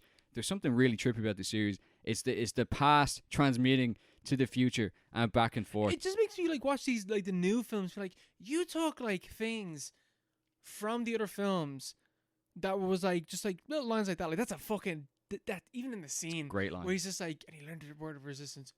No, and I was sitting there, I was like, that is so fucking Good. cool. Yeah. Watching it now is even fucking cooler. Yeah. Because I know that in Rise the Planet Rise the Planet Apes, they use that as the origin story for Caesar. And it's like, it's so cool seeing, because like, need to emphasize again, who the fuck has watched the Planet of the Apes franchise? But yet, still, they went back and they went to the third movie and like, okay, we're gonna use that as the origin story for Caesar. It's such a good origin story though. It's such a simple thing, Mm-hmm. you know. It's such a real thing as well, you know. Just a refusal, just like a point blank refusal. It's just such a small, like like even in this film, as you say, like it lands. It's such a great origin story, and the name was just too shit. They couldn't carry it in, so they changed his name to Caesar. But like, it's just such a cool origin story. It really works, and it ties into the whole other thing about like the the humans having some need to like dominate something else, and the apes just turning it like with Rise, like the whole film literally turns on a single word. Like the entire film just completely changes. It's like it's not one of the greatest movies ever made, but that's one of the greatest like turning points you'll ever see in any movie, just off a single word. Because like, especially because like, I think we'd already talked about before that I watched a TikTok that was about like the different uses of get your hands off me, you damn dirty ape. Yeah. So that scene in Rise is calling back to like the original, like get your hands off me, you damn dirty ape. But it's also calling back to this film as well, and that fucking badass fucking scene where he's explaining the history of the apes. Makes you think that scene, like, intertextually is like one of the best scenes in any film ever. Man, it's so good. It's insane. Sometimes I just go back and watch on YouTube. Yeah. It's like, that's such an amazing scene. You know? It does changed everything. Like, this is such a good franchise. I'm sorry. Like, this franchise, like, it's bizarrely underrated. Yeah. Bizarrely underrated. It's like everyone knows it, but no one really. It's not appreciated. It's more of a joke, and it is a silly franchise. It's a ridiculous franchise. It is a very silly movie until it's not. Has serious threads running through it. But like in this film, because so then this film starts because they're talking about like, okay, if we kill Zira's baby before it's born, like we don't know if this baby gets born, can it procreate with the chimpanzees that we have in our world and make more speaking chimpanzees. We don't know if that can do that. So if we kill it now, we can and sterilize the two of them, we can prevent the Planet of the Apes rising up. Mm-hmm. And then the president of America is like, would you go back and kill Adolf Hitler as a baby? It gets really philosophical. It's like, what the fuck? They're debating like, do you think you can change the future? Hasline? Yeah. You think you can do it? And it's like it's really cool. It's like a very 70s thing where it's like all these people having like these really high level people having like deep. Well, it's not like fucking philosophy texts, but like this is like a serious conversation dealing with like pretty deep questions, and it's like, can you change the future? And do you have the right to change the future? Yeah, exactly. Yeah. How far back would you go in order to change the future? Yeah. Like this is thousands of years in the future, and they're talking about. What is the moral thing? What's the morality of this? What's the practicalities of this? Will it even work? We don't know. We won't exactly. Yeah. What's the actual will this actually work, or are we just kind of fucking predetermined to go in this direction? And your man Hassan goes on TV and starts talking about infinite regression, and there's a whole he explains it like the observer becomes the observed. Yeah. It's like, what the hell? Well, this is ridiculous. It's the kind of thing like today. The version of that today is like the West Wing, where they just it's all like snappy kind of. There's not that kind of meat right now anyway. To the same extent, but it is really like they don't go too crazy deep into it. But the way they touch on all those things and the way they explain it, like you can really the reference points are all there, and you really get what their point. Yeah. And it's a silly movie that isn't like it's not the best movie ever made. No, but it's like it gets you scratching your head for a second. It's like, what would I do? How would you actually approach that? It has all these questions, and I'm like, did not expect a third film in the Planet of the Apes trilogy franchise to make me think these things. So then because like these are like the philosophical points that are being brought up in the movie. That's what the movie itself is like, kind of like whatever. Like it's real cheesy, but it does end with Cornelius and Zira dying, and I could not believe the film ended like that. Yeah, same. I was like, what? I was like, damn, they killed Cornelius, and then she dies. I was like, what? The baby's dead as well, and then you're like, oh wait. I saw I saw that coming. I saw that coming. I can't believe they killed him off. Apparently they asked to be killed off. Fair enough. They said that we don't want to do any more movies. We're sick of this. I'm sick of wearing these fucking monkey costumes. Yeah, like they said, because in this movie it's only them that are in monkey suits, and they said they felt very isolated from everyone. It's like such a small complaint. You probably made a lot of money off this, but whatever. Who cares? So you're making loads of money here. You're making these like low-key bangers. Why would you stop? Yeah. But yeah, like it's such a bold choice to just be like, yeah, we're just gonna kill off the only two characters we have left. But they do have that scene, like Zira gives birth to her son, and they name it. They name it after the famous Dr. Milo. Yeah, we all love. You know, it's like, oh yes, means so much to me. I mean, I was like, oh, like obviously you're not gonna, but please call it Zeus. That'd be so fucking funny. Yeah. I thought it was gonna be Caesar, but I think Caesar I also thought that. I think he's gonna come in the next one. The other thing though was I was laughing because I was like, how they, because given words like, how they gonna put a baby into a fucking monkey costume? Nah, it's just a baby chimpanzee. Yeah. It is just a literal baby chimpanzee. Yeah. Like there's no practical way around it. They just had to. They just went with it, and it works. And it works. But it looks. It doesn't look good at all. No, it looks really fucking weird with this woman in a monkey costume cradling and kissing with her weird plastic lips. Yeah. It is weird. That like don't properly open. Yeah, the lips are really well let them down. But yeah, and so they so Haslam, what the fuck his name is, gets them to be put into, you know, essentially an internment camp, and they get questioned, and they go to a CIA black site. Yeah, and Hassan specifically asks the president to use like enhanced interrogation techniques. So he's going to torture the monkeys in like a concentration camp out like in Guantanamo. Yeah, literally sends them to Guantanamo Bay with this heavily pregnant woman, and but they get poorly treated because he's trying to build that case, trying to build a case to control the future. He wants to be God. Very forward-thinking civil servant. It's like thousands of years in the future. This guy's thinking. It's like, what?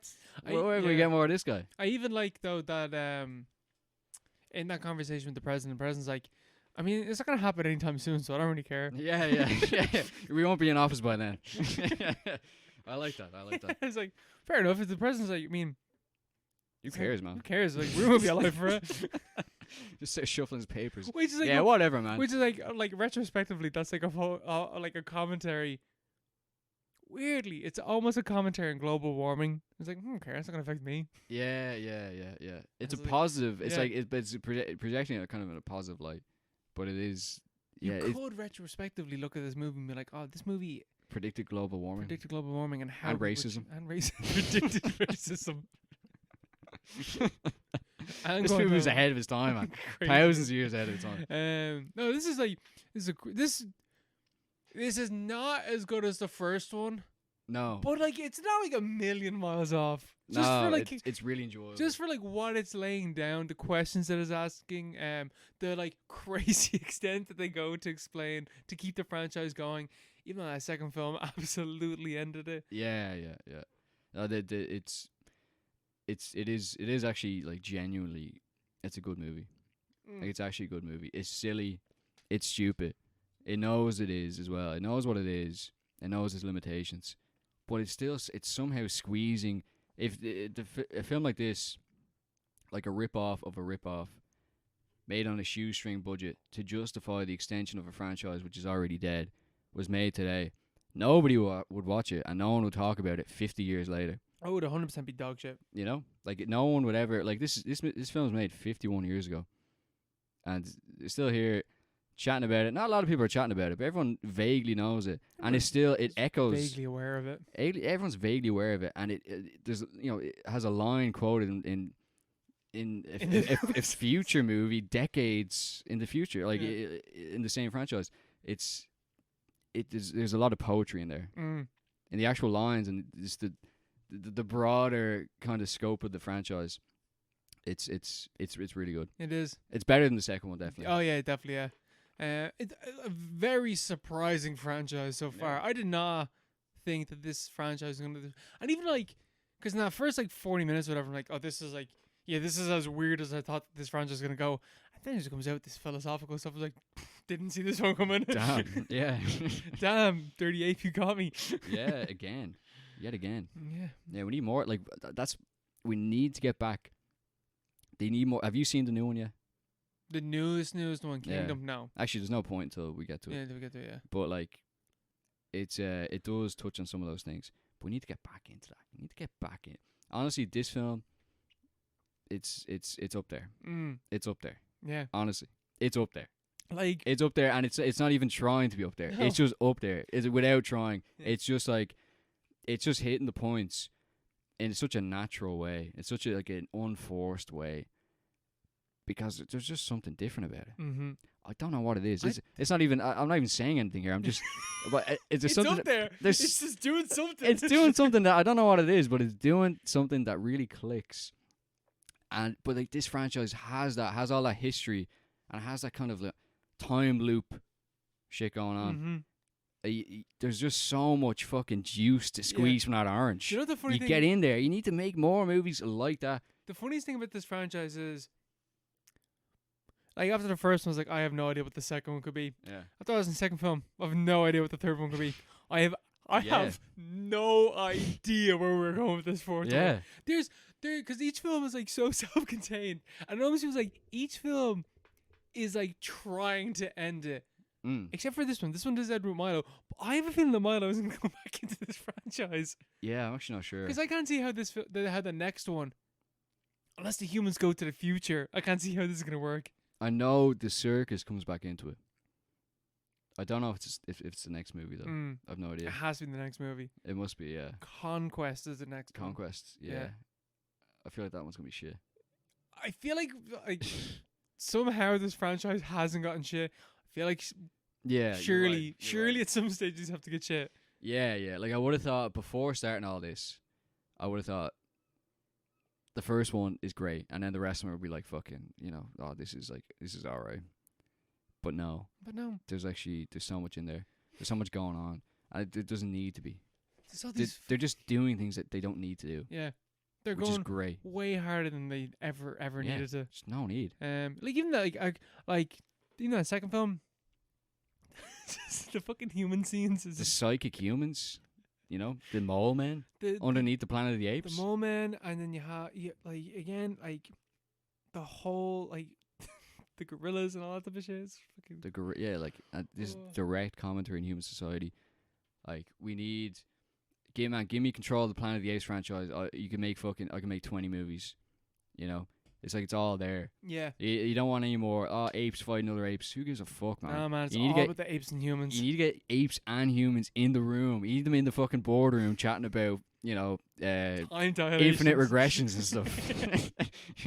Like, forget about all this tribalism. Who cares? Who cares, man? Speaking of War of the Planet of the Apes, specifically, that film was just like, who cares about this? Anyway, what a great movie. Yeah, what a great movie. Yeah. Tell you what else is a great movie. Our recommended film for this episode, 1980.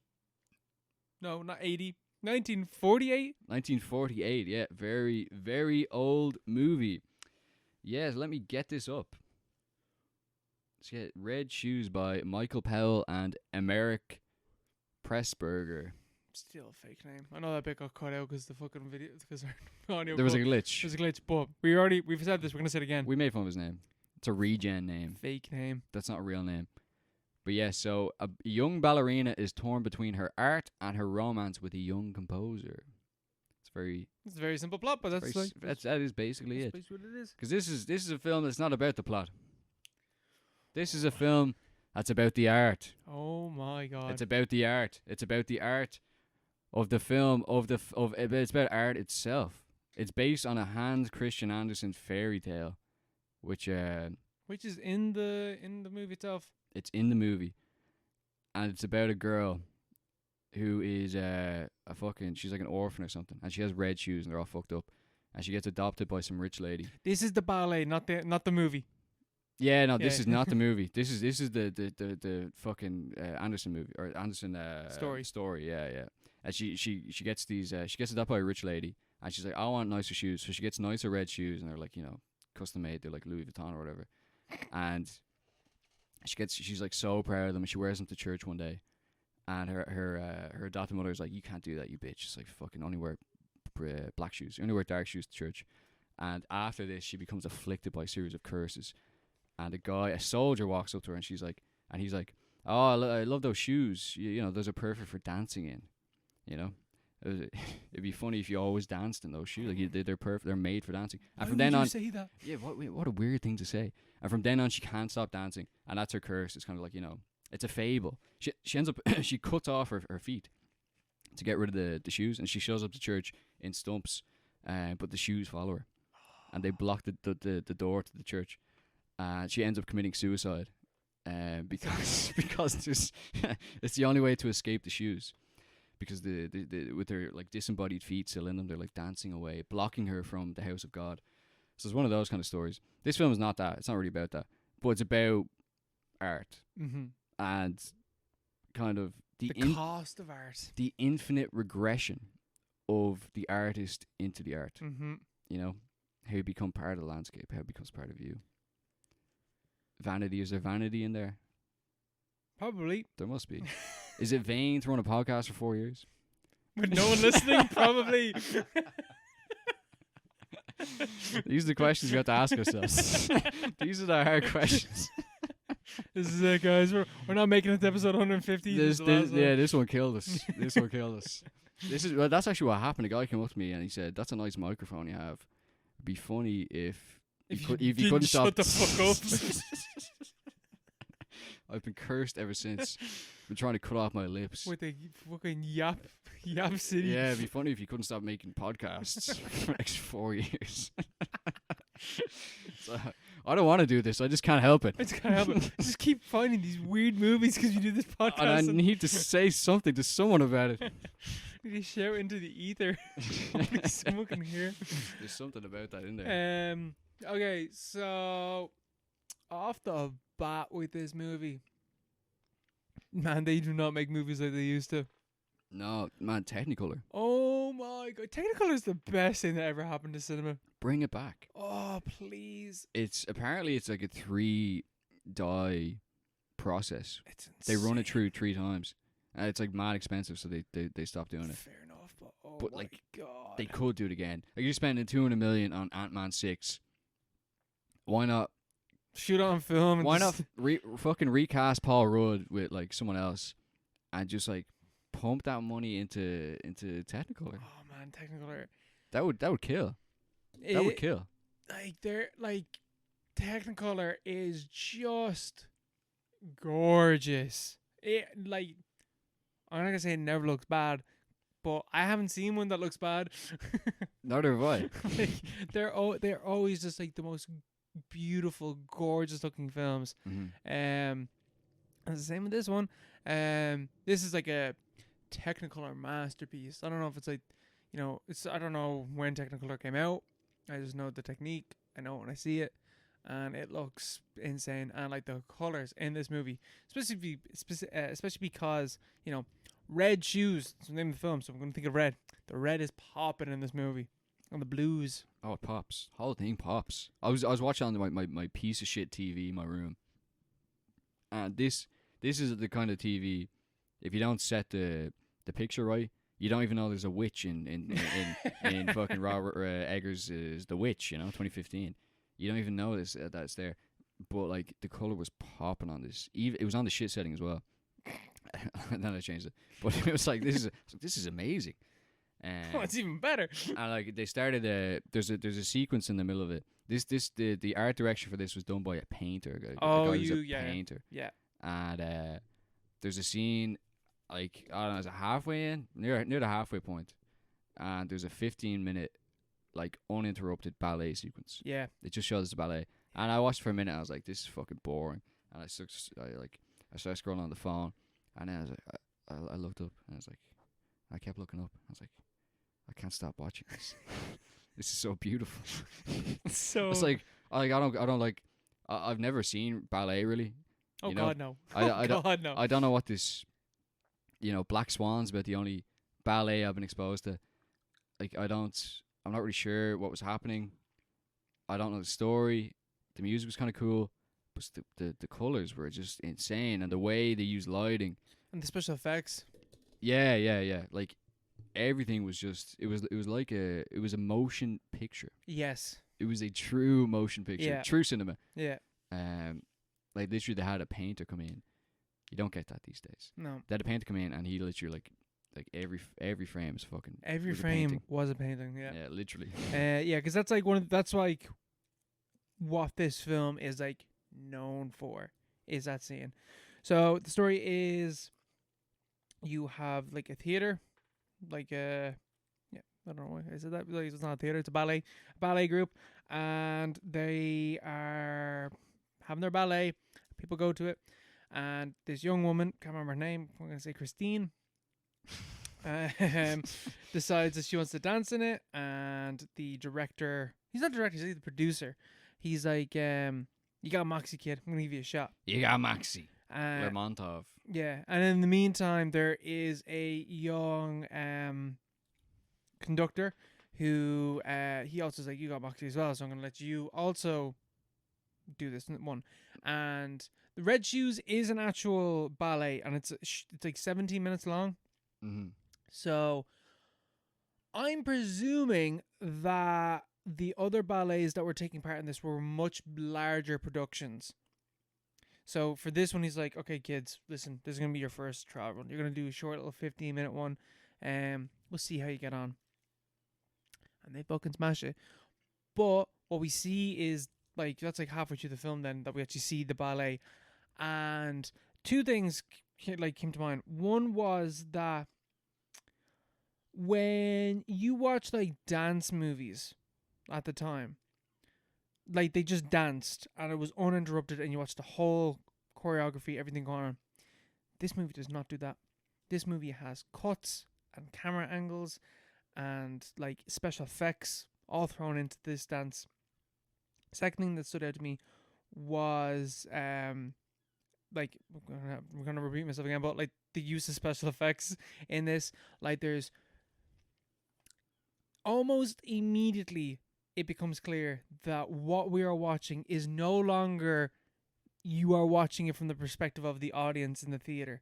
You are seeing the artist representation of what this dance means. Mm-hmm. And it is, I literally watched that fucking scene twice. Yeah. Because I did the same thing that you did, where I was like watching it and they started dancing, like, oh yeah, who cares, man? Kind of lose interest or whatever. And I kind of looked away, but then I looked back up and I was like, wait a second, this don't look like no musical dance number. This looks slightly different. Just saying that out loud in your room. Hold on a minute. Hold on a second. And it is like again, like it's dancing. I'm not a huge fan of dance, but I do enjoy dance that is like interpretive, not like interpretive dance, but like dancing where you're watching, you're like, oh, I can see this story being told. Yeah. Which is what this is. Like, just not just from the use of color and the special effects, but from her dancing, you can tell what the story is. And so you got this great dancing on top of insane. Again, we're gonna have like this whole film's thing, like not the whole film's thing, but like one of the major things about this film is the color. The use of color throughout this entire sequence is mesmerizing, and yeah, it's just like it's like regarded as like one of the greatest scene. It's the reason why this film is regarded as being one of the best films ever made. And you're watching it like this movie's made in 1948. Yeah, it is pretty crazy. Fucking, this is 3 years after World War II. Yeah. And they made this fucking movie. Yeah, I don't know how. Britain was, like, they were still rebuilding London when this film was made. Yeah, because it's already follow up, but like he done so many films. He done Black Narcissus, I think, in 47, but he done A Canterbury Tale and some other movie in 45, 44. So what's this guy not? Would you not go fighting in the war, man? No? You're not drafted, bro. What are you making movies about ballet? But yeah, he's making movies all through. Like, yeah, this is literally right after the war. But it's such a leap as well. Because I think, like you're saying earlier, like, I don't know how old Technicolor is. I think it is pretty, even at this age, it was like maybe a few decades old. But it was only really, I think Wizard of Oz was about 37, was it? 36? I think so, yeah. Yeah, it was like, but that was like the first, I think, major use of that. Mm-hmm. So like within 10 years, you get something like this, which is just like, just completely shifting the paradigm, man. Yeah. Like completely changing the game. Yeah.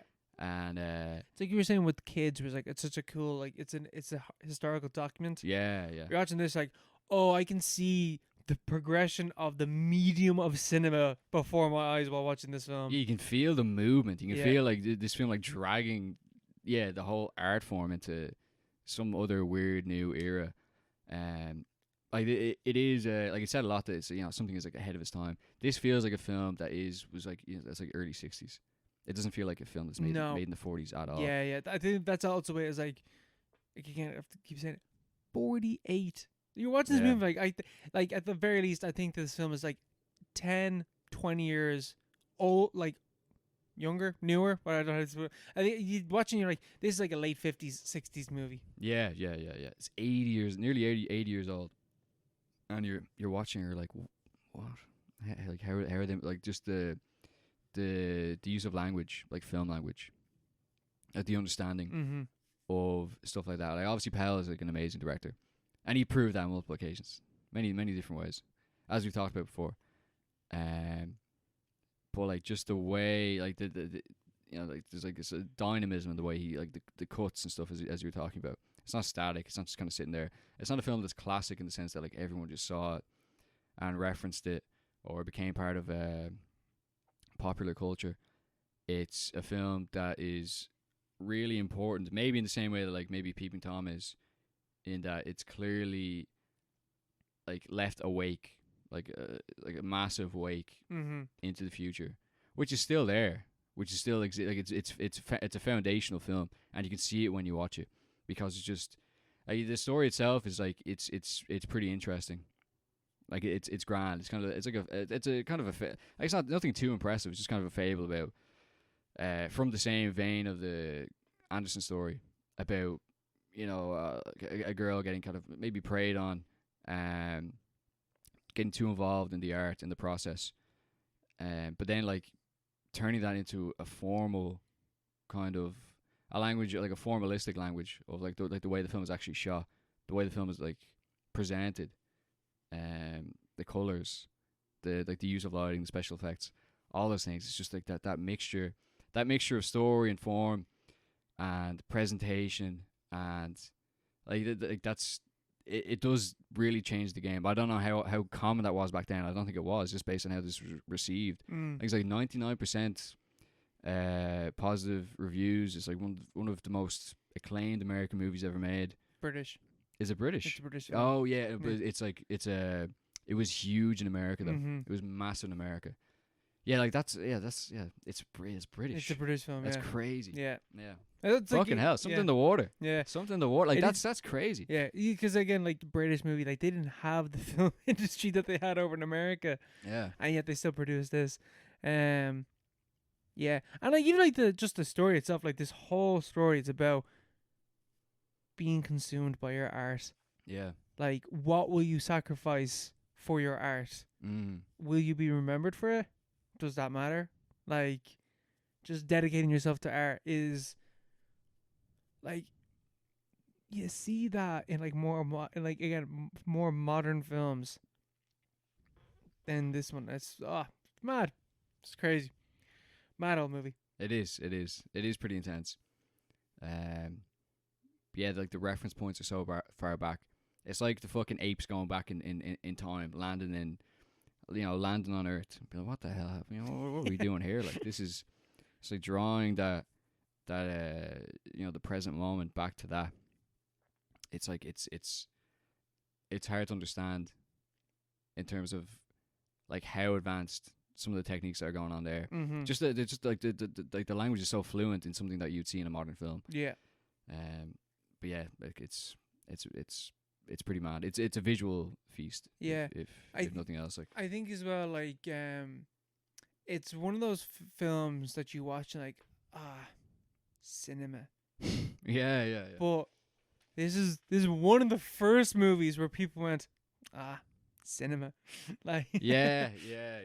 Like obviously like German films and like from like before this and in around the same time where you're like, oh yeah, movies. Like you have like Metropolis and all that type of shit.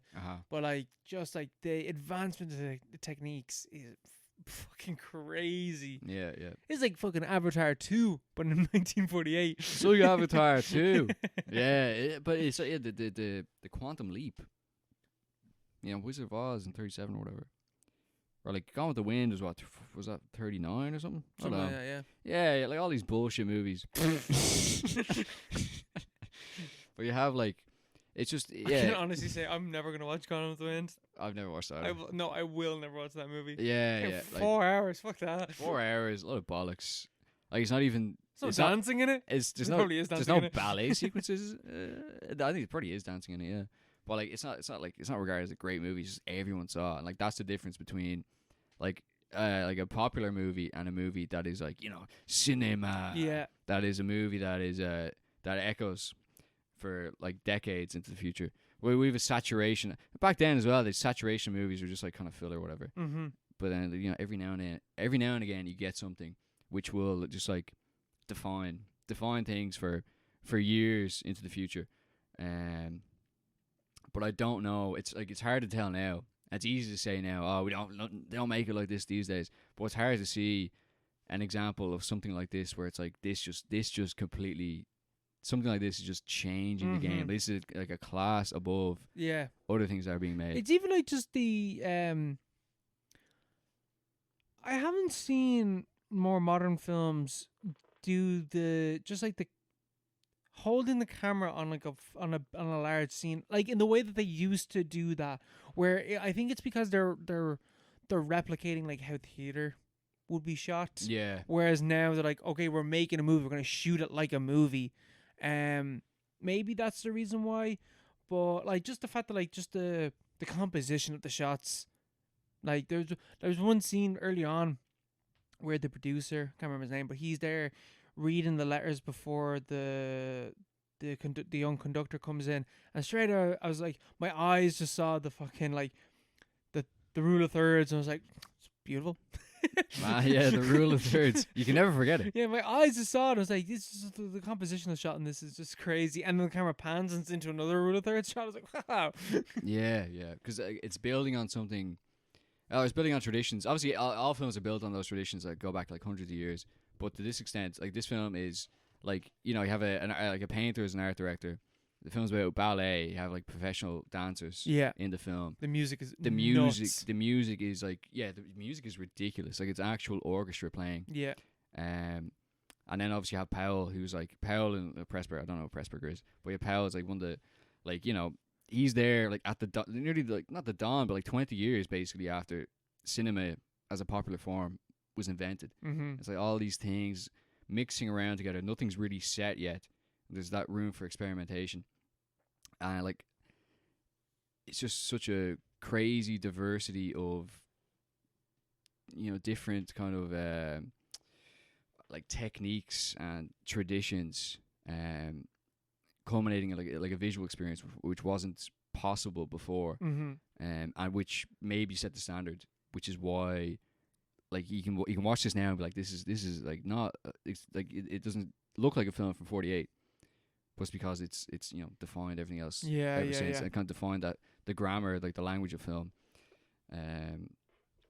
afterwards. A lot of this movie also kind of weirdly reminded me of The Cook the Thief.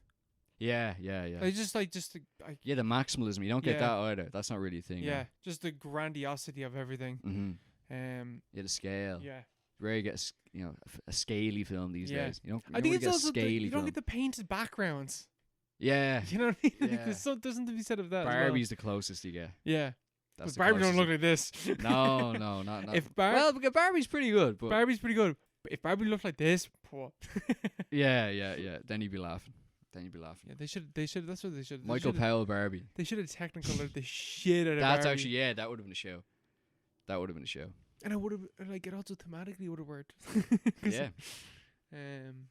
Yeah. Okay, we leave it at that. We'll leave it there. What's your recommended film for episode 140? Oh, no, can I be a bit bold? Go ahead. Okay, I'm gonna recommend. Don't. I'm gonna recommend 3 movies. 3 movies. Is this like Red, White, Blue? No. Okay. Shrek 1, 2, and 3. No. Oh well. So, I have been considering buying stuff from this property recently so that I can re-experience it. But instead of doing that, I was like, well, they did make 3 movies of this, which doesn't cover the whole thing, but it covers quite a large portion of that.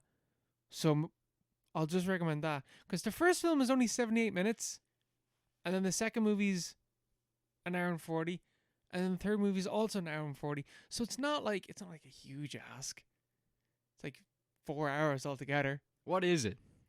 We will be watching the 2000s Berserk movies. The Golden Age arc. Okay. 1, 2, and 3. Anime. Okay. Okay. Berserk. Berserk. Yeah. You told me about it. Yeah. Yeah, Berserk I've never is- watched it though. Yeah. But I knew you'd never watched it. I was like, I'm gonna Yeah, get this yeah, motherfucker this. Okay. I know for about it. And I also haven't seen these. Okay. I've never watched them. No, that's a lie. So I watched the first one. Mm. And I will recount my experience of that movie when we get to it. I've never seen the second one or the third one. But I watched the first one when we were in Vancouver because it was on Canadian Netflix at the time.